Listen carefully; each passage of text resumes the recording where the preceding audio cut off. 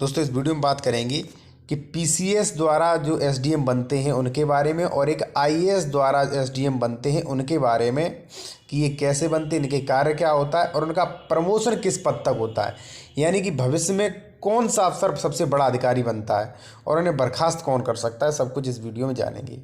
सबसे पहले बात करेंगे कि पीसीएस एसडीएम कैसे बनते हैं और आईएएस एसडीएम कैसे बनते हैं। जैसे कि ज्योति मौर्य जो थी वो पीसीएस एसडीएम थी, ठीक है।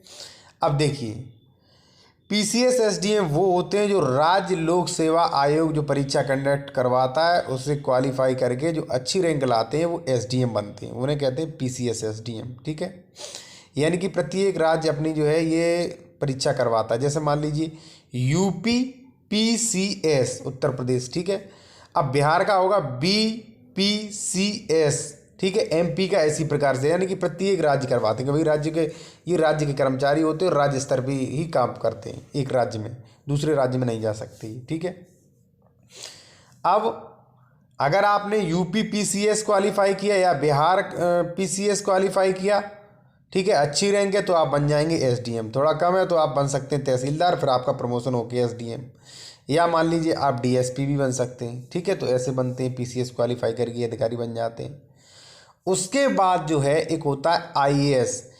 आईएएस बनते हैं यूपीएससी क्वालिफाई करके, जो पूरा केंद्र लेवल का होता है, यानी कि संघ लोक सेवा आयोग की परीक्षा क्वालिफाई करके यूपीएससी क्वालिफाई करके आप बन सकते हैं अच्छी रैंक लाके आईएएस, ठीक है।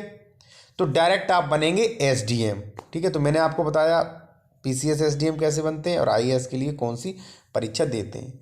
अब अगर बात करें कार्यों के तो कार्य सेम होते हैं, यानी कि जो कार्य पीसीएस एसडीएम करेगा वही कार्य एक आईएएस एसडीएम करेगा, कार्य सेम है बिल्कुल, ठीक है। अब बात हम करेंगे प्रमोशन के बारे में। तो देखिए पीसीएस एसडीएम जो हैं, जो पीसीएस क्वालिफाई करके एसडीएम बने हैं, उनका प्रमोशन बहुत ज़्यादा नहीं होता एक आईएएस, क्योंकि आईएएस भाई कठिन भी है और बड़ा भी है। ये संघ लोक सेवा और ये पीसीएस जो है वो राज्य लोक सेवा आयोग है, ठीक है। तो पीसीएस एसडीएम का प्रमोशन धीरे धीरे होता है और बहुत ज़्यादा नहीं होता। जैसे मान लीजिए पीसीएस एसडीएम है, लगभग 10 साल तक वो एसडीएम रहेंगे, फिर उसके बाद 10 साल बाद प्रमोशन होगा, उसके बाद वो बन सकते हैं भाई एडीएम बन सकते हैं, फिर 10-12 साल बाद उनका प्रमोशन होगा, डीएम बनेंगे। तो इस प्रकार से लगभग 30 साल हो जाएंगे और उसके बाद नौकरी के अंतिम पड़ाव में वो डीएम बन जाते हैं, डिस्ट्रिक्ट मजिस्ट्रेट, ठीक है। हम आपको आईएएस का भी विधिवत तरीके से, पूरा विस्तार से विधिवत तरीके से अभी आपको समझाएंगे विद सारणी की। तब तक मैं आपको एक चीज़ और समझा दूं कि उन्हें बर्खास्त कौन कर सकता है। तो देखिए पीसीएस एसडीएम जो हैं इन्हें राज्य सरकार बर्खास्त कर सकती है, क्योंकि राज्य लोक सेवा आयोग द्वारा भाई इन्हें परीक्षा करवाई थी और ये एक राज्य के अधिकारी हैं, तो इन्हें राज्य सरकार इन्हें बर्खास्त कर सकती है। अगर मान लीजिए कोई इन्होंने बहुत बड़ी गलती की तो राज्य सरकार बर्खास्त करने का ताकत रखती है और संविधान के अनुच्छेद 311 में भी दिया गया है, ठीक है। अगर बात करें वहीं आईएएस एसडीएम के बारे में, तो आईएएस एसडीएम को राज्य सरकार बर्खास्त नहीं कर सकती, निलंबित कर सकती है, लेकिन राज्य सरकार बर्खास्त नहीं कर सकती, क्योंकि ये पूरे देश के हैं, ठीक है, पूरे भारत के अधिकारी हैं। तो इन्हें केंद्र सरकार ही इन्हें बर्खास्त कर सकते हैं, यानी कि राष्ट्रपति नियुक्ति देते तो राष्ट्रपति ही इन्हें बर्खास्त कर सकते हैं, ठीक है। तो आपने समझा कि पीसीएस आईएएस कैसे बनते हैं, प्रमोशन किस पद तक होता है, उन्हें बर्खास्त कौन कर सकता है। यानी कि पीसीएस अधिकारी है तो राज्य सरकार बर्खास्त कर सकती, नौकरी से हटा सकती। अगर आईएएस अधिकारी है तो उन्हें राज्य सरकार नहीं हटा सकती, फिर केंद्र सरकार का हटा सकती है। चलिए अब बात करेंगे हम एक आईएएस अधिकारी के प्रमोशन के बारे में कि आईएएस अधिकारी का प्रमोशन किस लेवल तक होता है। पीसीएस का मैंने बता दिया डीएम तक, अब आईएएस का समझ लीजिए विद सारणी के विद प्रूफ के। चलिए, एक आईएएस ऑफिसर एसडीएम डीएम का प्रमोशन किस लेवल तक होता है, इनका प्रमोशन स्केल क्या होता है और किस प्रमोशन पर किस टाइम इन्हें कितनी सैलरी मिलती है, सब कुछ इस वीडियो में सारणी की मदद से विद प्रूफ के आप जानेंगे। सबसे पहले मैं आपको बता दूं, प्रत्येक आईएएस ऑफिसर एसडीएम या डीएम ही नहीं बनता है।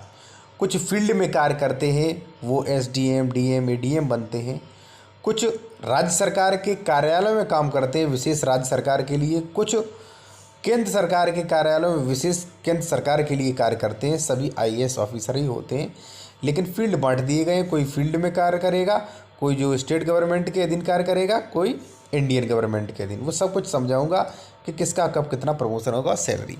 सबसे पहले मैं आपको बता दूं, यदि कोई आईएएस ऑफिसर सबसे पहली बार में वो एसडीएम बनते हैं, सब डिविजनल ऑफिसर, यदि वो फील्ड में पोस्टिंग है तो।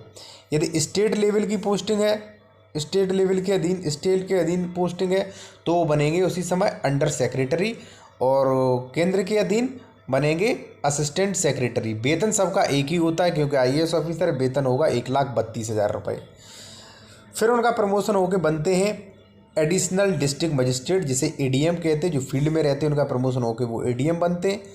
और जो स्टेट गवर्नमेंट के अधीन वो बनते हैं डिप्टी सेक्रेटरी, और इनकी पोस्टिंग केंद्र के अधीन है वो बनते हैं अंडर सेक्रेटरी। तब इनकी तनख्वाह जो होती है वो होती है 1,60,000 रुपये। उसके बाद जब इनका प्रमोशन होता है, तब फील्ड में यदि वो कार्य कर रहे हैं तो इनका प्रमोशन होगा और वो बनेंगे डीएम। और पोस्टिंग स्टेट गवर्नमेंट के अधीन है तो वो बनेंगे जॉइंट सेक्रेटरी, और पोस्टिंग इंडियन गवर्नमेंट के अधीन है तो वो बनेंगे डिप्टी सेक्रेटरी। इनकी तनख्वाह होगी 1,91,500 रुपये लगभग। इसके बाद डीएम का प्रमोशन कुछ दिनों के लिए रुकता है, और जो स्टेट गवर्नमेंट के अधीन होते हैं वो होते हैं फिर डायरेक्टर, और गवर्नमेंट ऑफ इंडिया के अधीन उनका भी प्रमोशन नहीं होता है, लेकिन इनकी तनख्वाह सबकी बढ़ती है, और वो बढ़ती है होके हो जाती है 2,14,100 रुपये लगभग। ठीक है, इसके बाद इनका प्रमोशन होता है, फील्ड वालों का प्रमोशन होता है, तो वो बनते हैं डिविजनल कमिश्नर, जिसे मंडला आयुक्त कह सकते हैं, जिसे कमिश्नर भी कह सकते हैं। ठीक है, और तब इनका प्रमोशन जो होता है स्टेट के अधीन कार्य कर रहे हैं वो बनते हैं सेक्रेटरी कम कमिश्नर। ठीक है, और इंडियन गवर्नमेंट के अधीन वो बनते हैं जॉइंट सेक्रेटरी। इनका तब वेतन होता है 2,18,000 रुपये। उसके बाद जो स्टेट गवर्नमेंट के अधीन कार्य कर रहे हैं उनका प्रमोशन होता है, वो बनते हैं प्रिंसिपल सेक्रेटरी, और इंडियन गवर्नमेंट वाले बनते हैं एडिशनल सेक्रेटरी। इन सभी के वेतन होते हैं 2,24,100 रुपये। देखिए, जब फील्ड वालों का प्रमोशन नहीं होता है वो प्रमोशन ही माना जाएगा, क्योंकि इनके वेतन वृद्धि होती है। प्रमोशन के अनुसार इनके वेतन में भी प्रमोशन होता है, वेतन की भी वृद्धि होती है। ठीक है, इसके बाद ये लोग बनते हैं डिप्टी कमिश्नर। जो फील्ड में कार्य करता है वो डिप्टी कमिश्नर ही तक प्रमोशन होता है। उसके बाद इनका जो स्टेट गवर्नमेंट के अधीन कार्य करते हैं वो बनते हैं चीफ सेक्रेटरी। चीफ सेक्रेटरी प्रदेश में जो होता है मुख्यमंत्री के साथ रहकर कार्य करते हैं, मुख्यमंत्री को नीतियों के बारे में बताते हैं, और मुख्यमंत्री के लगभग समकक्ष होते हैं। प्रदेश में सबसे ज़्यादा चीफ सेक्रेटरी की चलती है। ठीक है, तो इनका प्रमोशन होता है चीफ सेक्रेटरी, और जो डायरेक्ट इंडिया गवर्नमेंट के अधीन है वो बनते हैं सेक्रेटरी, और इनका वेतन होता है 2,25,000 रुपये। ठीक है, फील्ड वाले डिविजनल कमिश्नर तक ही बनते हैं, फिर ये चीफ सेक्रेटरी और सेक्रेटरी। फिर अगली बार जो प्रमोशन होता है वो होता है सिर्फ और सिर्फ जो केंद्र सरकार के अधीन कार्य करते हैं उनका होता है प्रमोशन। वो बनते हैं कैबिनेट सेक्रेटरी, जो कि प्रधानमंत्री के बराबर बैठते हैं, उनको नीतियों के बारे में बताते हैं, और पूरे देश में कैबिनेट सेक्रेटरी की बहुत मान्यता होती है, बहुत अच्छा पद है, और बहुत इनकी चलती भी है। और इनका वेतन होता है 2,50,000 रुपये, जैसा कि आप डिस्प्ले में देख सकते हैं। वीडियो अच्छा लगा तो वीडियो को लाइक ज़रूर करें।